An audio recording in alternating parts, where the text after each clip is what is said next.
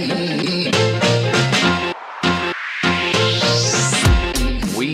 are the all-powerful, the omnipotent, the omniscient, omnipresent, and ruthless Think Tank. Our panel of intellects will be taking on an array of worldly issues and promise to solve any crisis, big or small. My name is Luke Berman, and it's time to get started with episode 2 of the Black Box Think Tank. Welcome to episode 2 of the Black Box Think Tank, this time coming to you live and unedited, with a brand new panel to take on the challenge of making the world a better place, 1 minute at a time. Our panel must find solutions to 3 real-world issues, and we will be solving some issues from our fans as well. Our think tank have access to all the world's power, influence, and money. The think tank can assume total compliance from society in implementing its recommendations. Wherever possible, our panel will try to achieve its objective without causing any casualties. However, with less than 5 minutes to solve any given issue, they will do anything and everything required to achieve their objective. Coming up in episode 2, our panel will create a world that doesn't need money, we will eradicate homelessness in our society, and we will stop global warming in its tracks and give the planet time to heal itself.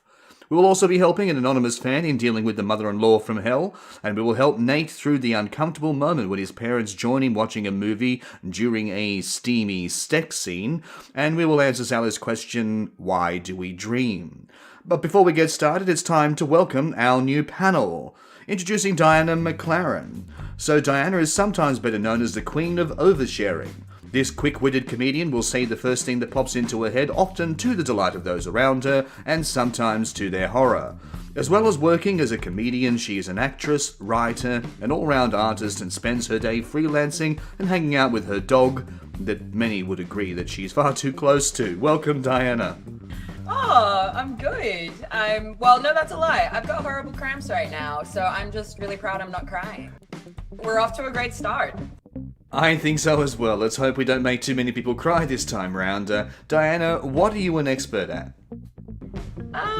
Being a know-it-all, I think, is my real skill. Like so many people, I can read like one article on Facebook and pretend I am fully informed on a subject. So that's really just my go-to move. I mean, I do have areas of expertise, but like that is what I am best.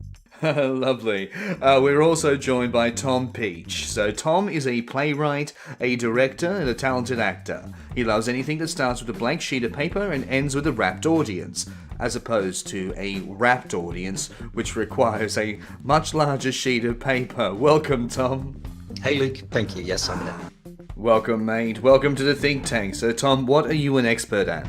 Oh, thanks, mate. Well, before I say that, mate, it's so nice to be sitting in your house surrounded by your nappies, baby wipes, and basically sitting in the cots of your newborn child. So I'm gonna christen it by, being sick and spilling things in the cot just to make sure it smells. Well, I hope there's going to be some nappies left over. We're only about 4 weeks away. Thanks for letting that one out of the bag, Tom.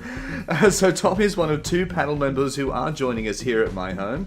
The other guests still at their homes as well. So we're still isolation compliant. We all much prefer to be more than a meter or 2 away from each other anyway, so that's no problem there.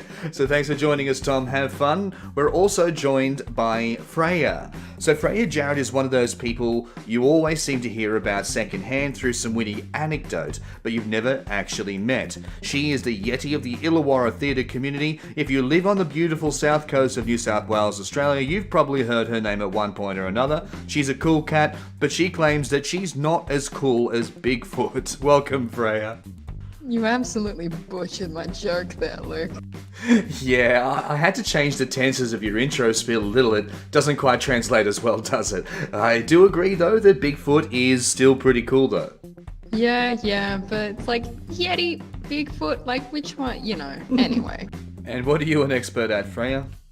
I'd say I'm an expert at making a joke out of almost anything. They might not always be what the experts would call a good joke, but what are they going to do? Arrest me? I can run very, very fast and they will not catch me. Welcome, Freya. Hope you enjoy yourself. Now, our final panel member who's here with Tom and I is Alex. Now, this is a different Alex to the Alex we had in episode 1, but both will be joining us in our following episode of Headquarters, which is coming up right after the episode 2 stream. So, Alex Groombridge is an incredibly talented musician, actor, and teacher in the Illawarra. In his spare time, he likes to write, play video games, and be an all-round cheeky bastard. He lives in a perpetual state of being 17 years old, though scientists theorize he's actually about 27. So welcome, Alex. It's good to be here. And what are you an expert at, Alex? I'd say I'm an expert at mental health, and also LGBT issues. And it seems like I'm the only expert who is good at taking things seriously. I'm cheeky.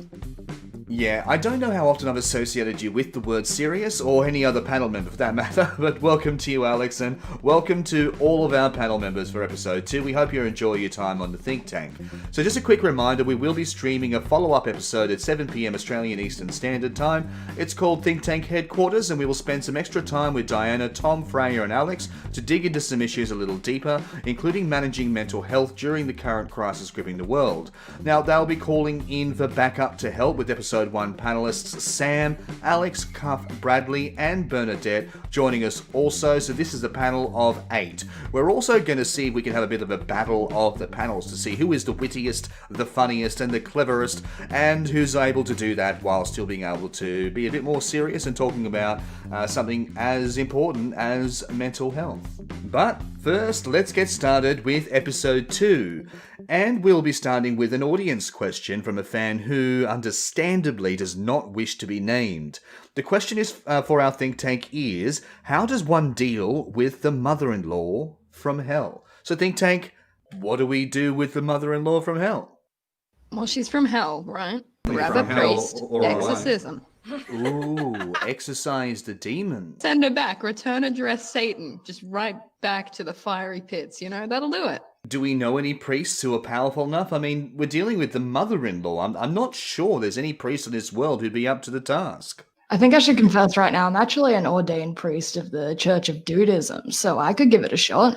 Well, look at that. We're really just give us the mother-in-law. We'll do it right now for free.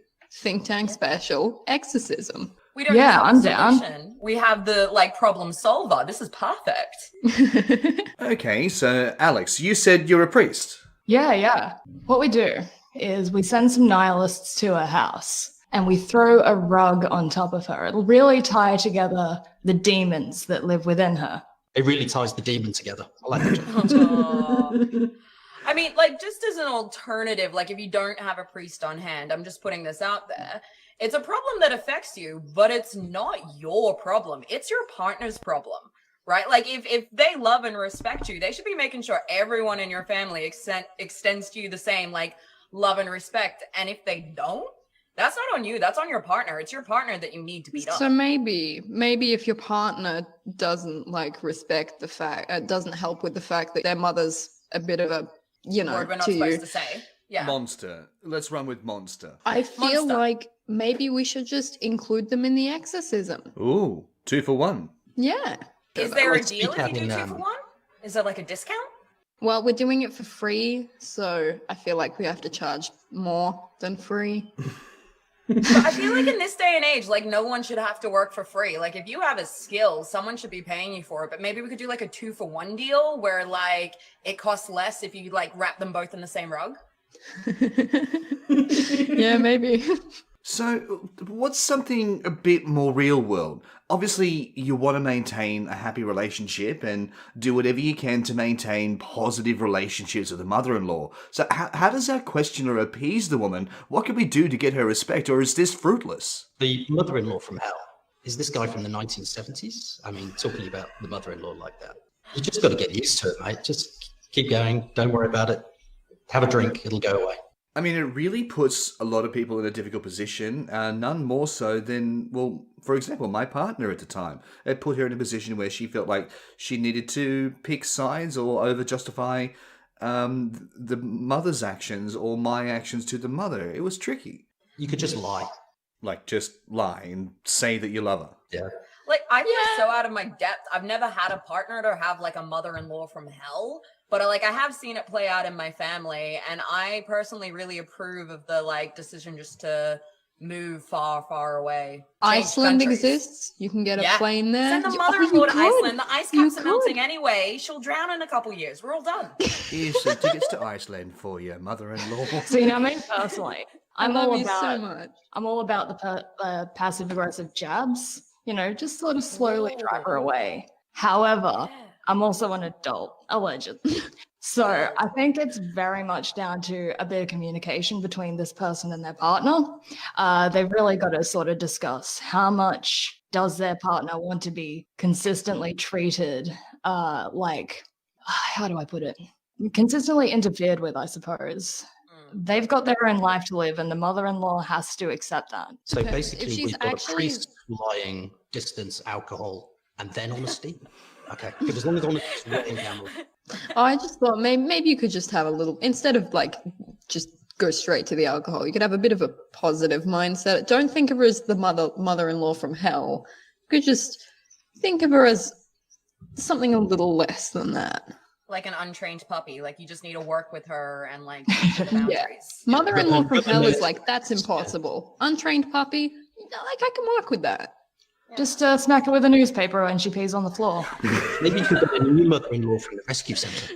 Dude, if she pees on the floor, you got other problems. We might also need a very big mop. Now, I'm really loving the idea of using a priest to exorcise a demon. And I mean, we've been talking a lot so far about communication, but that could really be a pipe dream. But in real terms, I think I agree it's best to just get as far away as possible by moving away or sending her far, far away. Iceland. Iceland. Love it. So we are now going to move on to our first big issue round, which is a cashless world. I've always been fascinated with the concept explored by one of my favourite television shows, which is Star Trek, and I say that proudly, I promise you. But in Trek universe, humanity has evolved to a point where there's no need for money or greed. Everyone just works for the common cause of the betterment of humanity.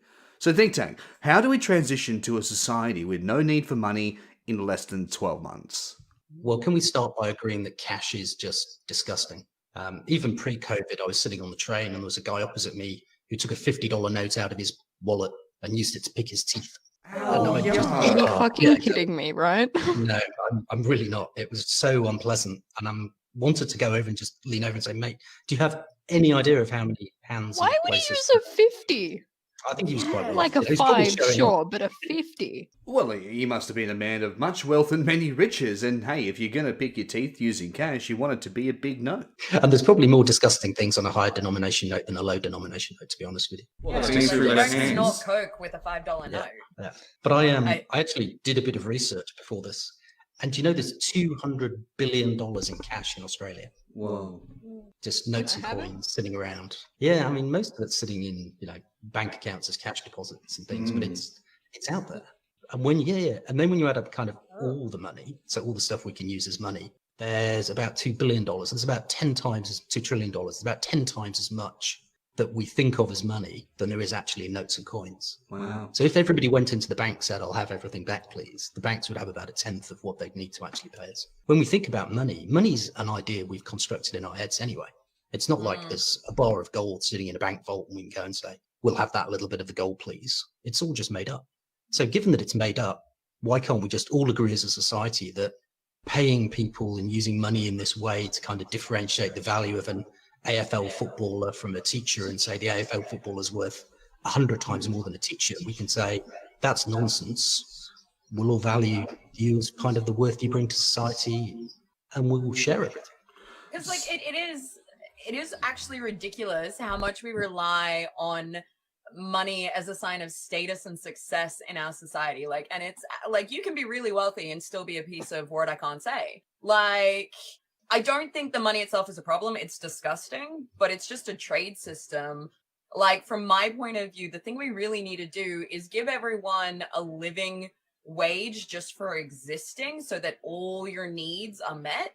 Then beyond that, you might have like a basic thriving wage, as they call it, enough money to really enjoy your life at like low level work, and then higher level work, you can get paid more and you can earn more. But we also need a maximum wage. That is something we never talk about. We need a cap on how much money you can hoard, and it is hoarding. These people are mentally ill when they're keeping this much money to themselves and hoarding it like it's going to disappear when they've got millions and millions of dollars. Yeah. And it's just like, you need to address the problem in so many ways because it is a complex issue. We do still need a system of trade. I agree we need to get rid of the actual cash because it is gross, but this is what the credit cards and touch and go are for.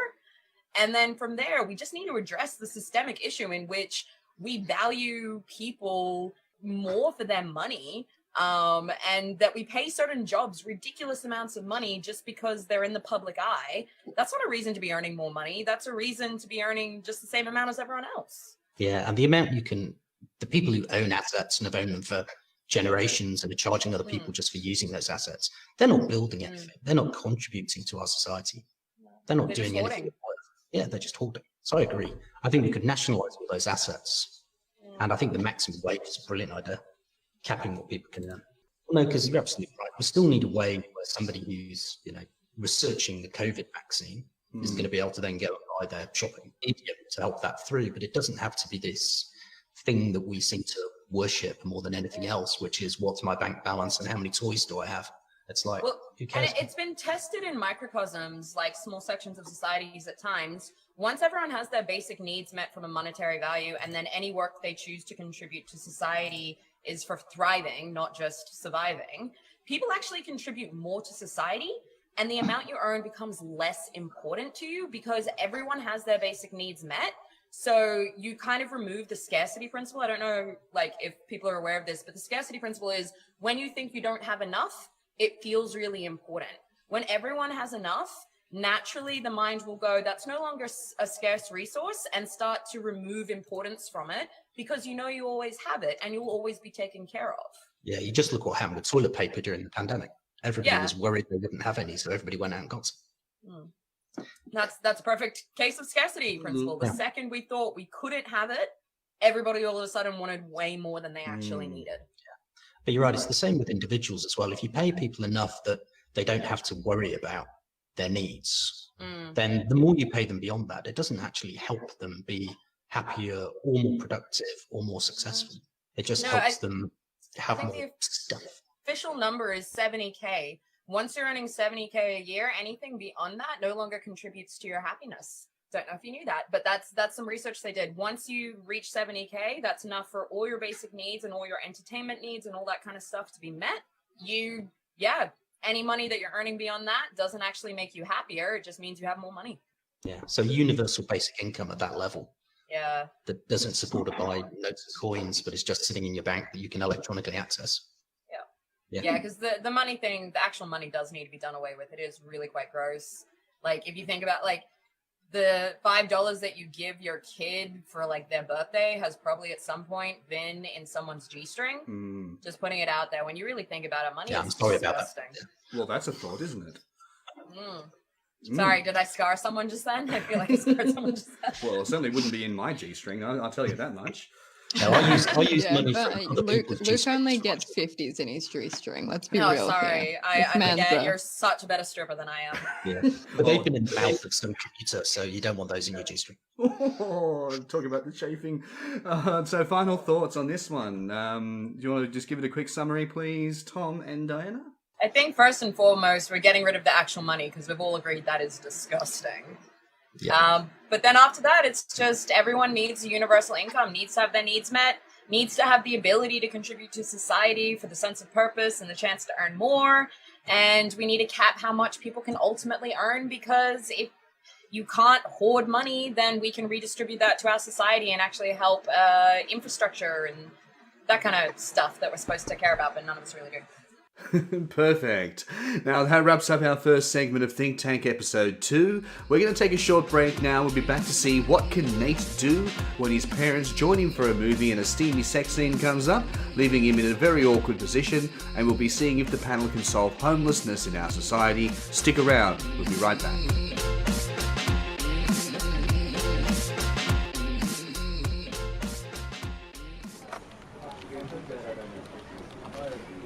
What's the best part of going into work? The money, of course.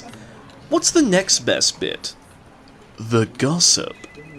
When you work from home, the money keeps coming in, but the only source of gossip is you. Well, we have the solution to that. It's called That Bitch. That Bitch is your new one-stop source of generated fictional gossip. Remember that girl Susan, who works on reception? Well, neither do we. But that bitch is happy to fill you in on all the juicy details. Is Susan sleeping with her boss? Having her teeth whitened? Or maybe even pregnant? That bitch is a mine of information. How about Darren, the IT guy? Did you know that he has serious money issues? That he wears pants 2 sizes too small to emphasize his muscle butt? That he lives in a houseboat moored in a swamp? That bitch has got you covered. With hundreds of fictional work buddies to choose from and thousands of scandalous scenarios, that bitch will keep you whispering next to the water cooler for hours. Buy now, and we'll even throw in the water cooler. That bitch. Because someone needs to say it.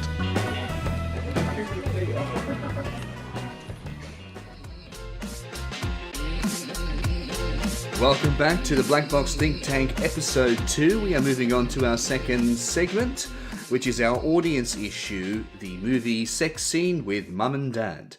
So our next issue comes to us from one of our fans, Nate, and Nate asks, what the hell do I do when I'm about to watch a steamy scene in the movie and my parents start watching it with me? Help, Think Tank, what do I do?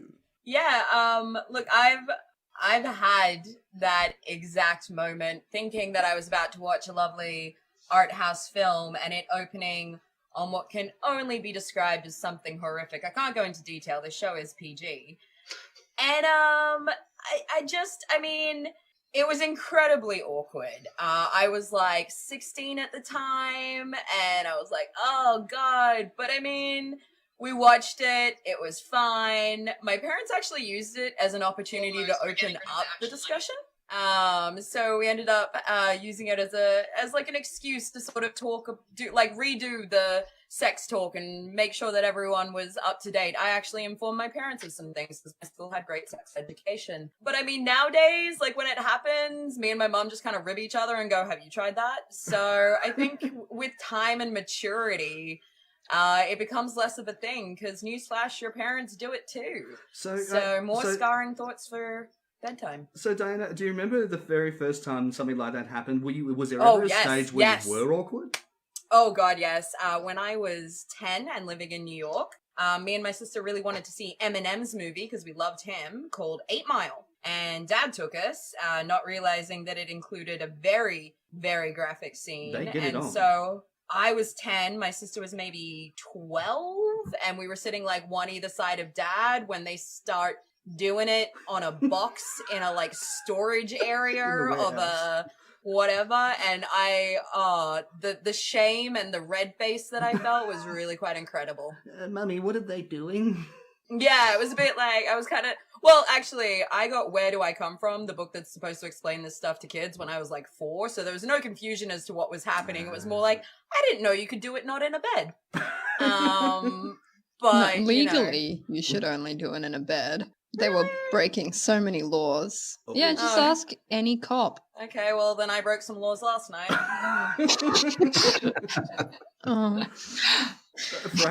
Freya, have you got any advice that you could give to our poor friend? Well, I don't know how much this would help, but a suggestion I have would be just as they sit down and it starts, look them right in the eye and ask, is that how you made me?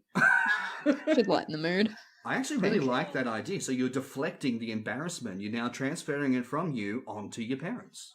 Yeah, but I can imagine I can imagine saying that to my dad and he'd just be like, yep, and then it'd be straight back to me and I would feel not great.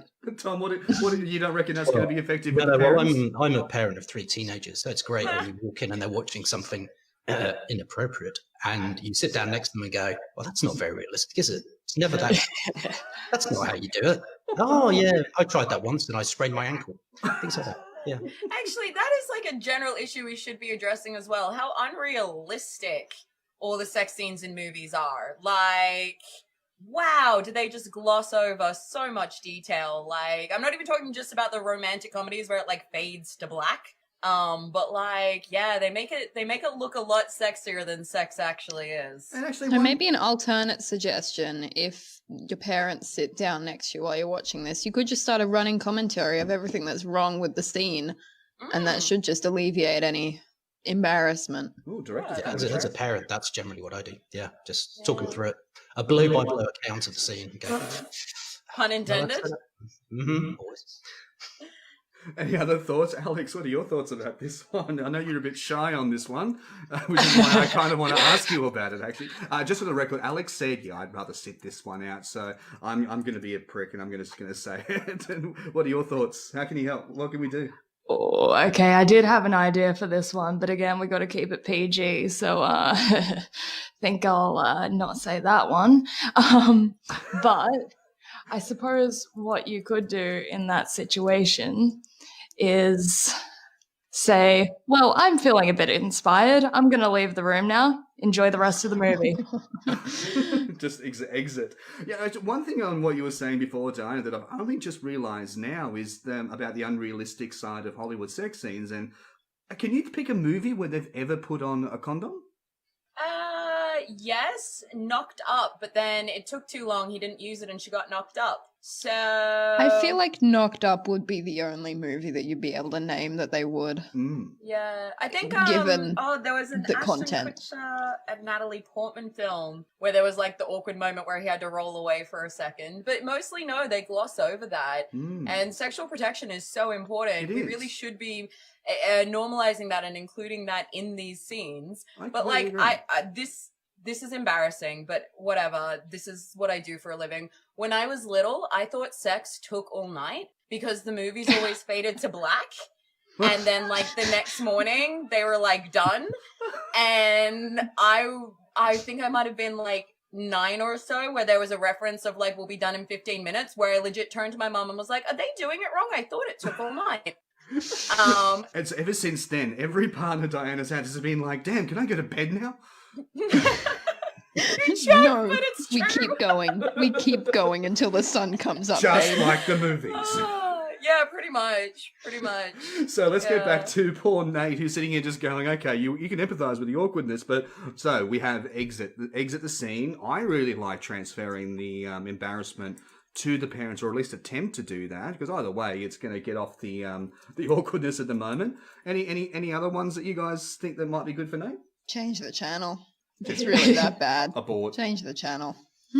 Love it. All right, and then you accidentally switch to the porn channel and it gets so much worse. But let's not think about that. There's a porn channel. I mean, I guess you could convince your parents that you're a lot more innocent than what you are. You know, the scene comes on and you go, Mommy, what's happening?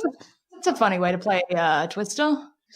See, I'm just going back to me as a 14-year-old. I definitely would have been embarrassed and wanted to get the hell out of there. I probably might have just sort of just shut down and just wait for it to go away and just, pick one spot and look at it. But maybe you could, get your actor on, get up and say, no, look, I protest. This is disgusting. This shouldn't be, and storm out of the room. At least it's a bit more dramatic. They are sullying the children's minds. They did not put on contraception. This is disgusting. Goodbye. Switch channels.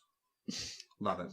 Good solution. All right, let's move on to our next big issue, which is a little bit more on the serious side. There is a crisis that, as of the 2016 census, affected 116,000 Australians. This issue is actually even more concerning given the global pandemic at the moment, and that issue is homelessness. So Think Tank, how do we make sure no one in Australia needs to sleep rough anymore? I want to start with Alex. What are your thoughts on this? I know you're pretty passionate about this. Well, I think we have to start with getting to the root of what causes homelessness.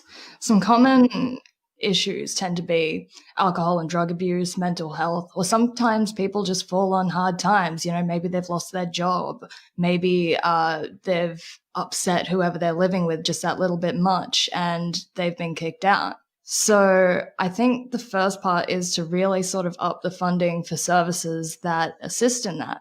So in the case of alcohol and drugs, you make rehabilitation a lot more accessible. And we also encourage to seek rehabilitation, to seek treatment. The same goes for mental health. mental health is an expensive service to access, especially if you're over 24. If you're under 24, there's Headspace, and that's completely free. It takes a while to get into, but it is completely free, and it becomes something that's a little bit easier for young people to access, but not so much for people, around about my age. Mental health services for people who are not youths can be anywhere for like $150, even if you have a referral. So we need to make those services completely government funded, I think, and remove the stigma around seeking them. I think that's absolutely correct, and this is definitely what we're talking real world application. We do need to break down this stigma. We need to understand how closely linked mental health and homelessness is. And we need to identify that this is not just a lot of people might just look at this and see them as a class of people. They are human. They've had families, they've had relationships, and they're in a very, very bad way. So I really like your idea, Alex, of increasing funding. I think we need to do a lot more in as far as education. I think all police, emergency services, police, fire, ambulance needs to be mental health first aid certified. It's still not rolled out across everyone yet. But I also think we might need to, as a think tank, I think we need to solve the damn thing. So that's going to take a long time, and we need to do that. I think we need to work on a couple of fronts. So I'm curious as to, Diana, do you have any thoughts about what the think tank can do to fast track the process? So many thoughts. I spent a lot of time working with homeless people, particularly when I used to live in Sydney and King's Cross. And it's so true. Most of the people end up on the street for a really specific reason. One of the people I worked with, he had been diagnosed with cancer and had to undergo chemotherapy. And he was a part-time worker and lost his job in the process. And so he ended up on the streets while going through chemo. People forget that the reason you end up on the street is often something way outside of your control. And there's really not enough sympathy given in our society to the homeless people. But I am a huge fan of a very particular model for solving. It's called Housing First model. It was pioneered in the late 80s in California, of all places. And it's exactly what it sounds like. Give them a house. It sounds tongue-in-cheek. The problem is homelessness. Give them a house. A lot of these people, they want to get back to work, but it's so hard to go for a job interview where you don't have somewhere to go and have a clean shower and get dressed. You don't have an address to give these people to say where you live. These things affect your ability to do that. And unfortunately, a large number of housing opportunities in Australia, you have to first prove that you're clean and sober. And think about how hard it is for the rest of us to stay clean and sober.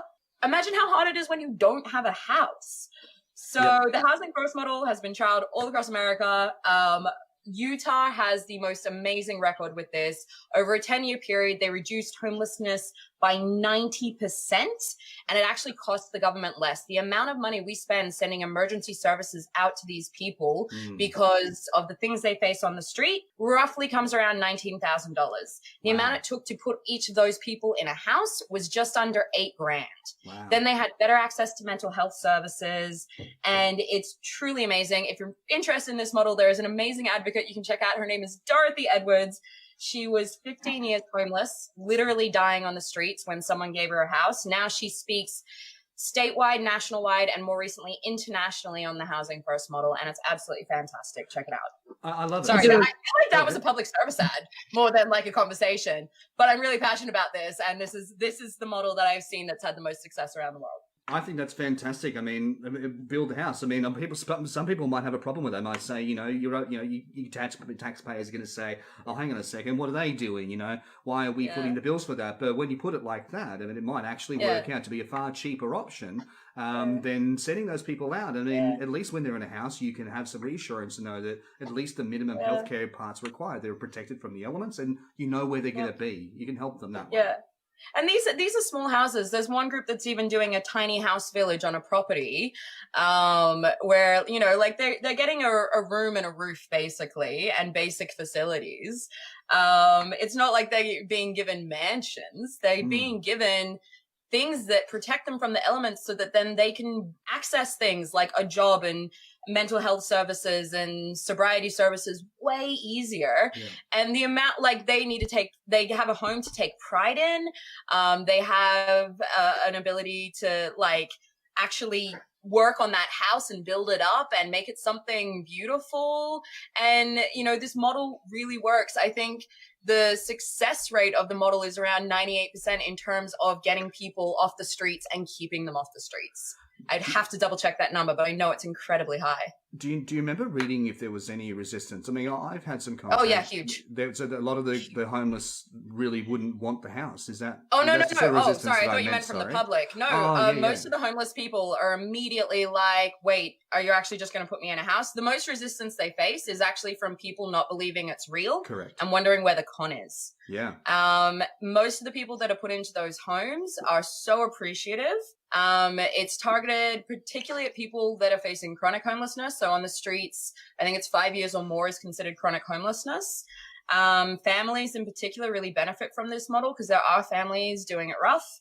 And rather than addressing just the issues, because all the issues that come along with homelessness do need treatment, and the things that we all do to help that, whether it's, you know, soup kitchens and mental health services provided for free, all of that is amazing, but really is a Band-Aid on a bullet wound. You're not treating the problem. Yeah. You're treating the symptoms of the problem. Yeah. I fully agree. And it was actually a point I was going to get to. We do have something kind of similar in Australia. The unfortunate thing is how limited it is. It's so limited. I've worked in schools for severely disadvantaged or severely criminally dangerous children for a few years. And a lot of them are applying for these kinds of homes, and they've been on the waiting list for 3 years already. And these are children. I think in that sense, something important that needs to be done is funnel a lot of money into building up. Even if people are living in apartments, they have somewhere to live. Yeah. I think that's all fantastic and so accurate as well. One thing I wanted to just clarify, that little misunderstanding we had before, I'm curious as to what the answer to that was. What sort of resistance do you know that they actually got from the public? It was a very much what I would call a toddler tantrum moment where a bunch of people went, "How dare you give the homeless houses? I had to work for my house and so should they." There was initially a lot of resistance in some of the cities that was introduced. However, most of the resistance died away very quickly to the positive argument that it actually is going to cost you, the taxpayer, less to do this. And also it helps clean up the areas where the homeless people are, which then gentrify. So then those areas become nicer. Every area where the model's been used for a few years, the resistance is pretty much gone. But there is an initial, like, I don't want them to get something for free that I had to work for. I think it's the same sort of problem you get with a lot of things where it's like the big capitalist man goes, "Look at the homeless man. He's taking that cookie from you while he's sitting there with like his massive plate of cookies." Well, that's actually interesting. Very little corporate funding has ever gone towards the housing first model. It's very hard for them to seek corporate funding because so many corporations go, "You can't do that." Compared to other models that we have where we address homelessness, the housing first model always struggles to get corporate support.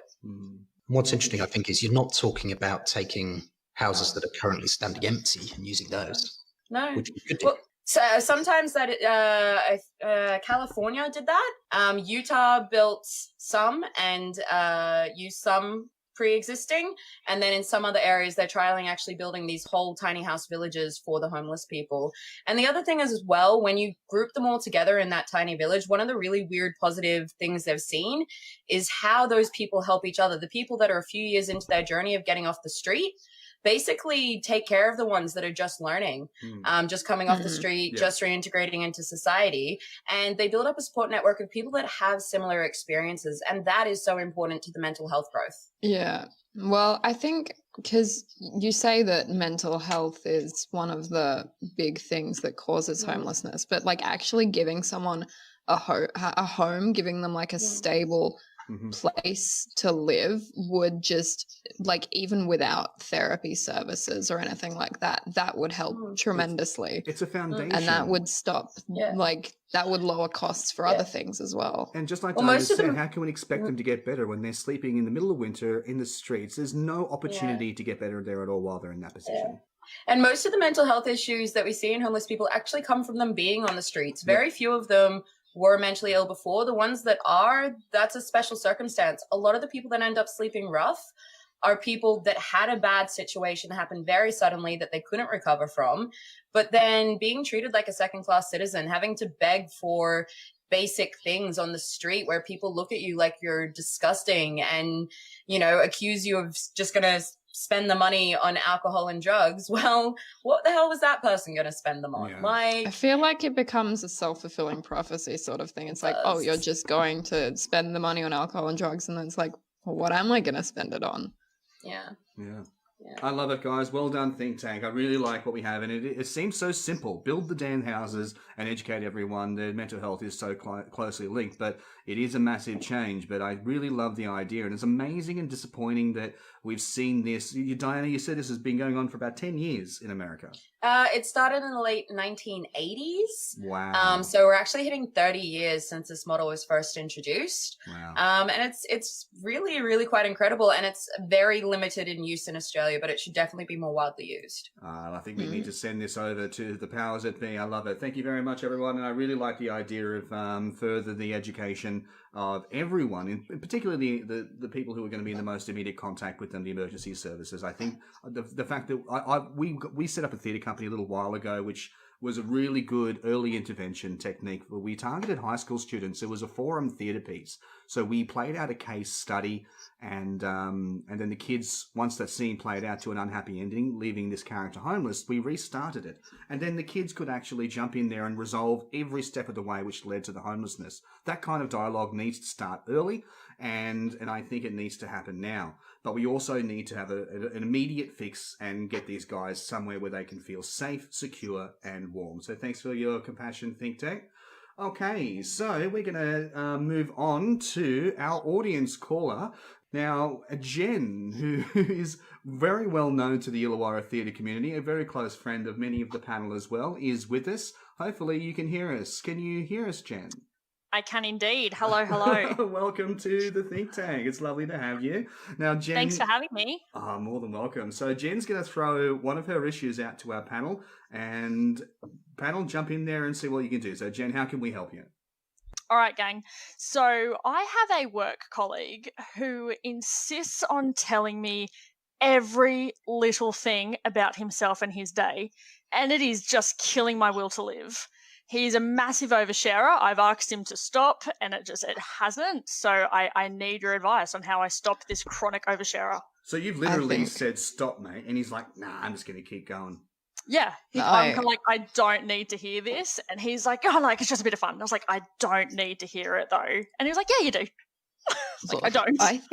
I think the best method you can take is just give him a taste of his own medicine. Have you got a weird mole anywhere, ingrown toenail, like just some hair in places that it shouldn't be? Tell him all about it.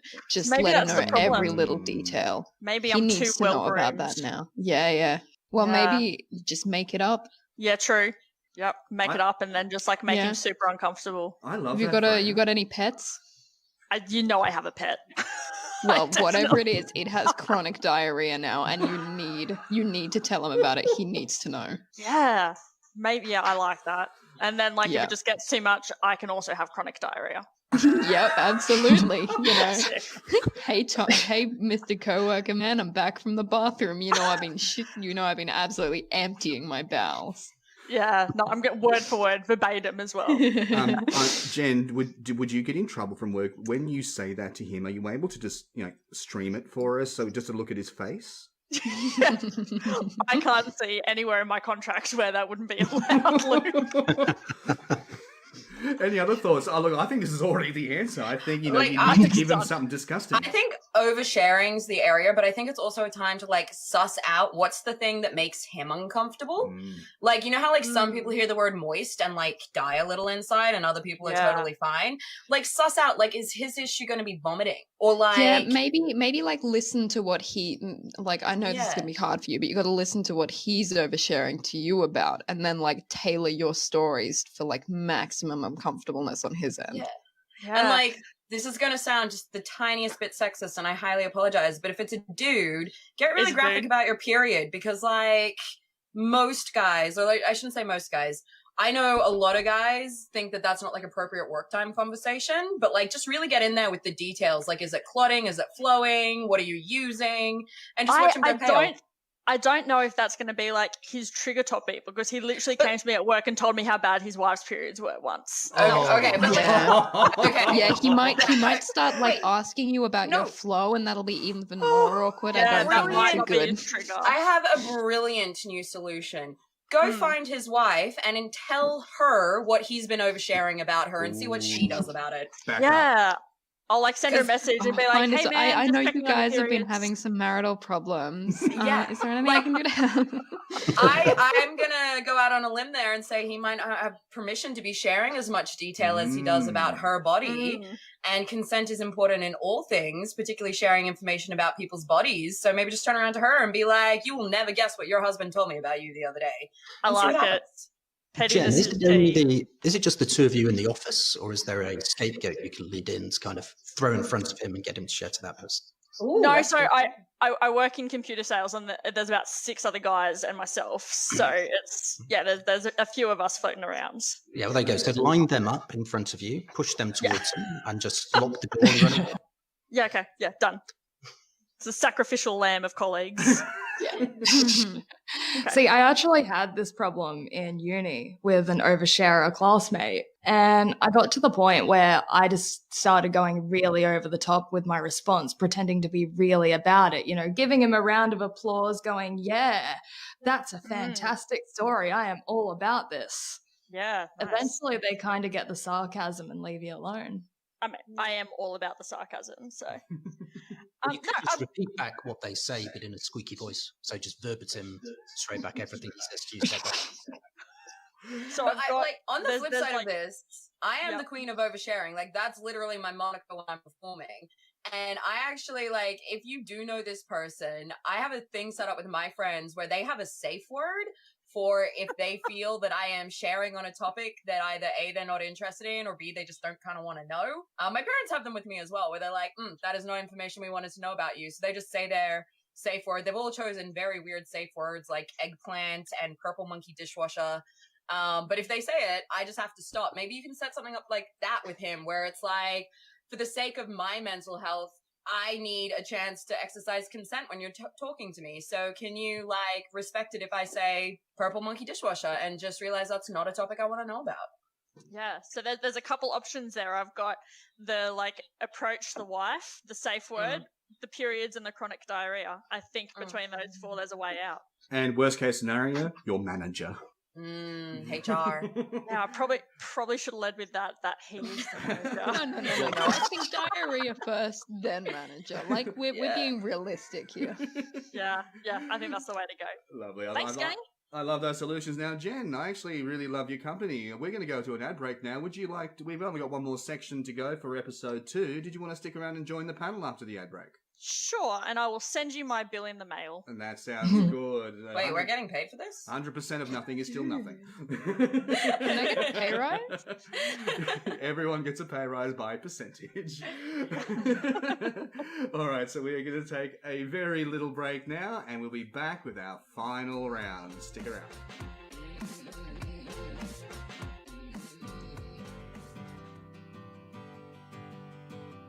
Hi, I'm Sally. Feeding my 2 young children used to be a nightmare. I'd spend hours in the kitchen baking, trying to tempt them with new recipes, and even arranging food in decorative ways. But when it was time to eat, they'd hardly touch their meal. I thought I'd go mad. No matter what I tried, all they wanted to eat was chicken drumsticks and ice cream. That's when I got the brilliant idea for my new invention, Chick Cream. This revolutionary new ice cream has a luscious, oily, chicken drumstick flavoured centre, covered in a hard chocolate shell and generously coated with breadcrumbs. It's even shaped like a drumstick. Now my children can't wait for mealtime. Best of all, Chick Cream comes in individually wrapped portions, each on its own stick. Meals that used to take hours are now over in minutes, and there's no washing up. If your kids are fussy eaters, or if you just want a simple, no-fuss meal, give Chick Cream a try. Your family's sure to love it. Chick Cream, all the flavour of chicken, or the convenience of ice cream.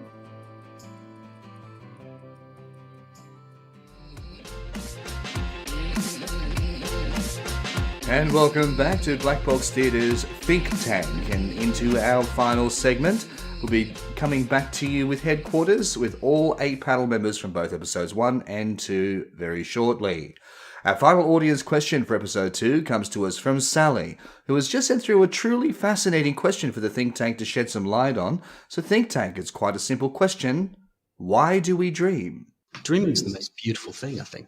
We get to sit in our, wherever we choose to sleep, in bed, at work, at home, when people are talking to us, and turn our brains into this whole other space and just float away. It's beautiful. Can you think of a dream you've had recently, Tom, that you find particularly present? I mean, let's keep this gentle. It's weird, because I remember when I was little, I used to have very lucid dreams, and I used to sleepwalk a lot. And when I had particularly when I was coming up to real points of stress, like exams or, moving house or whatever might be going on, I'd find myself waking up just in the middle of the street, having sort of sleepwalked for, some cases, miles. And that was so exciting, because you'd wake up and you feel so refreshed, and then you'd have to kind of run home, depending on the time of year and what you were wearing, in order to get back. Wow. And I used to kind of, have, sleep talk and thrash around a lot. And I'm told I haven't done that for a few years, but I wonder even now if I would sort of click myself off and go back into that real deep dream state. So for me, I think we dream because it's so peaceful. It allows our brain to process and think through all of these problems and issues that we might have and really make them work. So I find dreaming is a really beautiful state. So I think we dream because it's actually our brains trying to make sense and make connections of things that are going on around us and with us. So that's what I think. I think it's a beautiful state. I'd hate not to be able to dream. Any other thoughts, panel, about why we dream? See, I've always considered dreaming to be a little bit like an in-flight movie, or actually, no, better analogy would be, you know how you have to defrag your computer every now and then, sort of sort out all the files, clear everything up, and it has that little picture of the files sort of turning into dust almost, and it gives you the progress bar. That's what I think dreaming is your brain defragging itself, and Dreaming the dreams is themselves turning your are brain progress off and on again. What was that, Freya? Weirdly enough, I think you might be joking a little bit, but with the latest functional MRIs, that is what we have basically proven. That when we dream, all of today's memories process into long-term memory, and our brain dumps all the stuff that it's decided isn't relevant. Wow. That's literally it. So what, we've actually got technology that's actually seeing results of this, aren't we? Yeah, basically. Functional MRIs, that's what they've shown. They've put people in them overnight to watch them as they sleep, and the brain literally cleans itself. The best analogy we've come up with for it is the reason we sleep and the reason we dream is because you can't clean up a house party while you're throwing it. That's the analogy we use to explain it. You've got to turn everything off to clean up. So you think I'm joking, but it's a theory I've had since I was a little kid. I've always been about computers, a little bit of a nerd, and that's how I logicked it in my head. Well, you're on the cutting edge of science, babe, so just keep doing what you're doing because you're clearly rocking it.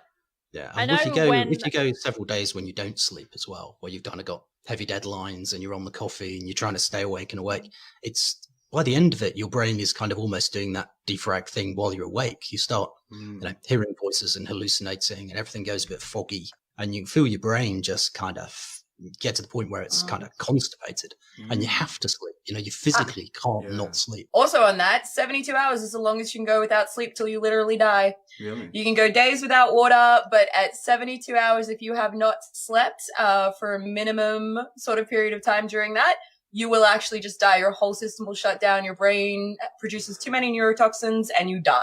Wow. I might rethink how I run my 24-hour theatre project in the future, I think. So we've actually had one of our listeners, Sammy, who's actually jumped into the comment thread with something that I wouldn't mind sort of delving into. So Sammy said that she's often a bit of a dreamer, but she's been quitting smoking and she's now doing this for the second time with nicotine replacement therapy. So she's asked, why do I dream so much more intensely? And they're often very weird and sad dreams when she's got a patch on. So what's happening with the nicotine that's being injected in? Is it the chemical, or is it how it's disturbing sleep? What are our thoughts there? I would imagine it's the chemical. I would imagine it's the nicotine in her body interfering with her brain.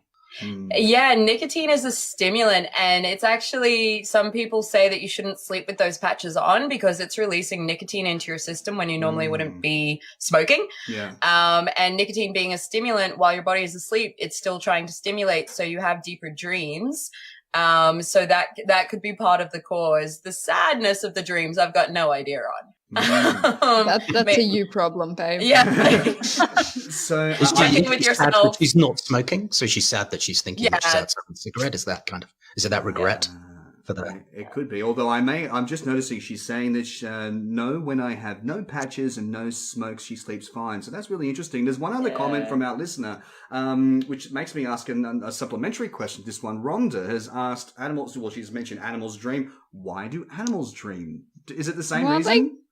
They got brains too. I mean, they might not dream about like that time that you embarrassed yourself in front of everyone in year 3, but they're probably thinking about like that nice rat that they caught and ate for dinner. I think that's one of my favorite things is watching my puppy dream. He like has a little dopey ass smile and he like twitches his little leg a little bit. And I was thinking, what is it? He's like dreaming about chasing all the barbecue chickens. Like he's just having the best time in his dreams. Like I know when I was a kid, I was always told that we dreamt what we wanted to happen. Like it's never true, but based on some of the dreams I had, you know, it was clearly not true. But yeah, and I know like as I've gotten older, as I think probably as a lot of people you have dreams that like your partner is cheating on you or your partner's done something wrong and you believe it. So like you wake up and you just yell at your partner and they're so confused about this betrayal and hatred that you have of them. Well, Jen, I usually wake up relieved that it's not happening, but you're just like, nah, stuff this. You're getting the blame for my dreams, damn it. No, like I actually, Well, I mean, you're an important part of my life. You're in my subconscious a lot. It is your fault. Yeah, Explain that. I actually had a dream once that my husband had cheated on me with a girl, and I made up this name, and the name was Holly Innocent, and it was just like it's like the Dude, most. that is my drag name. Yeah, it's like Nice. such a porn star name, and I had this dream. He cheated on me with a girl called Holly Innocent, and every time that his phone buzzed, I kept being like, "Is that Holly?" And he was like, "What are you talking about?" I was so aggressive, just no idea what was going on. Oh, wow. Lovely. I do want to talk about this a little bit more, but we might save a bit more of this conversation for our upload because we are getting close to the end of our episode. We still have one more big issue to talk about, and gee, have we saved the biggest for last? So with this one, our final big issue is the think tank have only got 12 months to stop climate change in its tracks and let the planet start to heal itself. Think tank, how do we change the world? How do we eliminate emissions and still create enough energy to maintain our way of life? How do we do this? Let's start with Freya. I'm curious to hear your thoughts about this one. Well, in 12 months, you say? Yeah, 12 You haven't months. managed that in quite a number of decades, but I'll give it a go. But you have all the power in the world. You can have all the money, I'd all the power say and cooperation. Immediately, you'd have to stop the production of a majority of fossil fuels. Obviously, you couldn't stop some things like car petrol, stuff like that, but you could, like, renewable energy is extremely effective, and it doesn't. I think I saw somewhere that you could put a fairly small group of solar panels in a desert in America, and that would be enough to power the entire country. It would be very easy to just chuck solar panels on buildings, put them in deserts, and just let that work. Well, there's also been talk about a certain coating that we can put on the roads that'll allow it to absorb light, and given the amount of land mass that they take up, that's actually quite interesting. There's also, there's that whole, the whole rhetoric that 20 years away we'll have fusion, and I think it's been 20 years for 50 years. But that's one way, yeah. Yeah, well, I've seen some things where windows were made to have solar cells in them. So just the windows on your house could be made into like energy production things. Yeah, and this is one thing I'm quite excited about the future of Australia, given the fact that we've got a whole continent to ourselves, and it's a vast majority in the middle of it here, which is purely desert and not really have it all for us. I mean, obviously, there's other issues that we need to talk about as far as Indigenous occupation, things like that. But I think it's something that we do need to address. And remember, if we want to get rid of cars, we can damn well get rid of cars. We are the think tank. We can do anything we want. So let's see what we can do. Let's get aggressive here. And whenever I'm getting aggressive, I always think Tom Peach. Well, I was going to say, when you look at what happened with COVID and how the oil price kind of went negative, so oil companies were paying people to take oil barrels away, mate, we could just say from next week, let's shut down the petrol stations. So you have to take public transport, or we have to give everybody a horse to get around with, and everything will just become biodegradable. See, And I'd love that. I'd love to there see is a horse problem budgets with like, you'd need to the money would have to be redirected into actually making public transport good. Because I don't know about you, but I commute to Sydney a lot, and god damn it, I It's so hate bad. it. Yeah, I do too. Please. But it's not better because of cars. Let's put everybody. So if everybody had to use public transport, then public transport would be better because it wouldn't. Yeah. When it's kind of this But you need thing to that other like, people have to do. you'd need to hold a gun to the government's head and tell them, make that fast Illawarra Sydney tunnel that they say is possible to make, but then they build a whole extra highway. You just need to hold a gun to their head and say, do it. That's what I'm doing with all the power and influence in the world. And I think I'm that up Shoot Scott Morrison. we could have tunnels connecting every major city in the world. I mean, within their own countries and whatnot. We would need to look at that on a global scale, but it's definitely something that's doable. So 12 months, is that enough time for us to replace? I think 12 months would be enough to put high-speed rail in as well between the major cities, so we could get rid of flights. 12 months to solve global warming single-handedly? Yep. Well, could we hold the gun to all the corporations' heads? Yes. Oh, yeah. Because it's a lot of corporate power that stops. Like, the green technology has existed since the 70s. Like, a lot of what we're talking about, the resurfacing of roads, what it is, solar freaking roadways or whatever it's being called, is like from like the 80s. Like, this stuff exists. It's the corporations that get in the way. It's the oil companies that get in the way because they don't want us to have green energy. So, like, can we hold a gun to their heads? They'd probably make more money starting to invest in like renewable energies, but they just don't. They want the easy solution of let's keep mining coal and getting oil. Let's stop cutting trees down and start planting them. It's not. Even things like that we're just not doing, that's really basic. And let's hold a gun to the government's head on the fact that they are still subsidizing the removal of coal from our ground. It doesn't and people are like, oh, they don't subsidize it directly. They build these companies railroads so that they can get their coal in and out, so that those companies don't have to invest in that infrastructure. Our government still incredibly heavily subsidizes coal and oil, and it's disgusting. It's actually disgusting. I think there just needs to be a lot more. And it doesn't generate the income that they say it's going to do, and any of all that money goes. But then all those oil companies turn around and say, thank you so much, have a pile of money for your next campaign to be prime minister. Yeah, or have a job with us when you're finished in government. So I think that's Damn, sounds like we need to eradicate oil companies too while we're at it. Sounds like we need to eradicate the government. Now we're talking.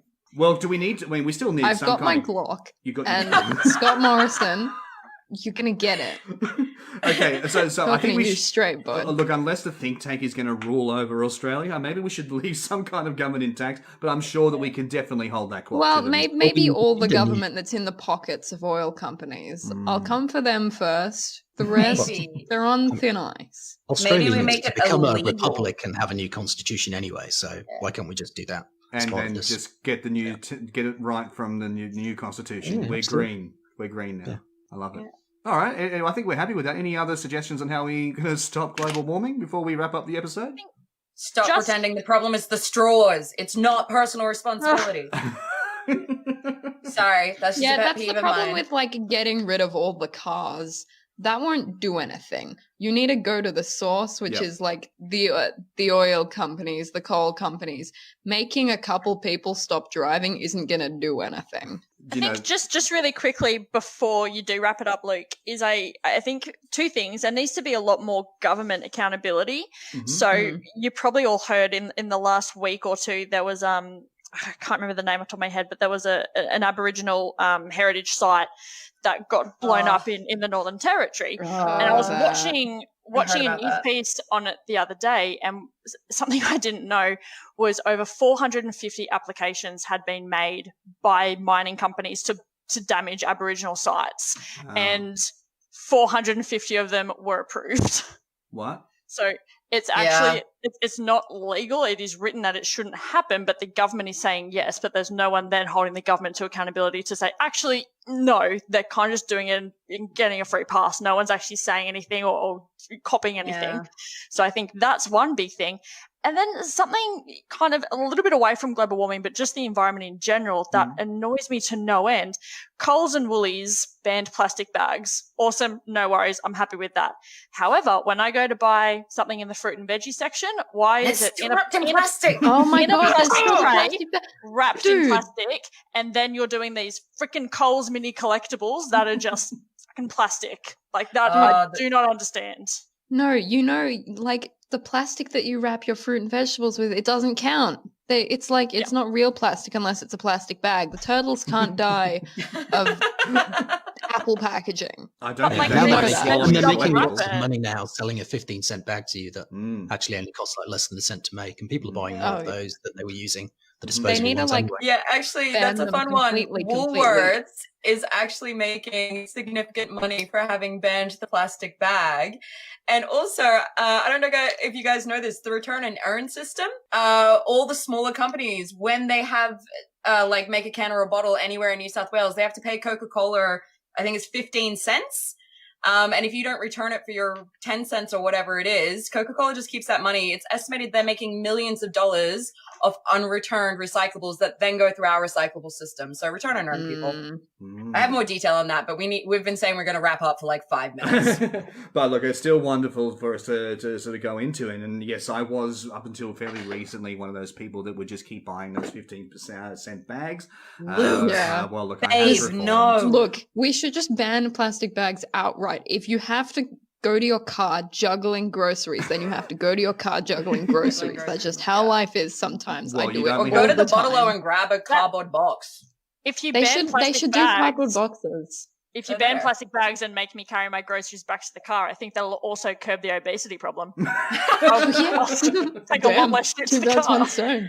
I am now banning all of the plastic bags because in isolation I'm desperately in need for some of that weight loss. So thank you very much, Paddle, and thank you for joining us, Jen. It's been a lot of fun. We are going to wrap up our episode now. So just some final thoughts from our panel. Were there any solutions that you felt were particularly strong, or anything that we feel like we missed the mark on? Dude, I loved the homelessness. answer on the homeless one. Yeah, just give them houses. Yeah. Easy peasy. Yeah. It really is in the name. Homeless, give house, like... Yeah. Yeah, Now they have a if house, you're now looking they're for the home root of more, the problem, the root of the yeah. problem is that they don't have a house. Yep. So just give them one. Give them a damn house.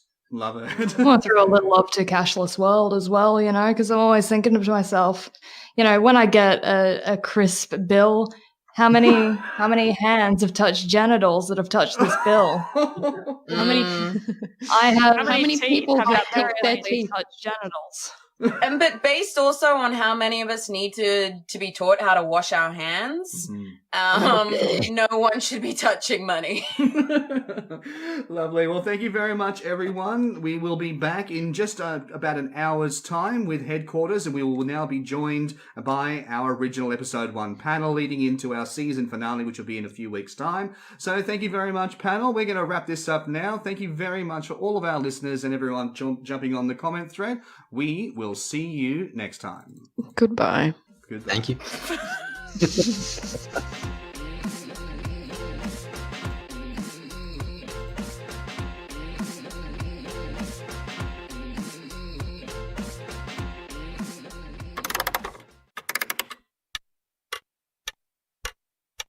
Are you stuck at home?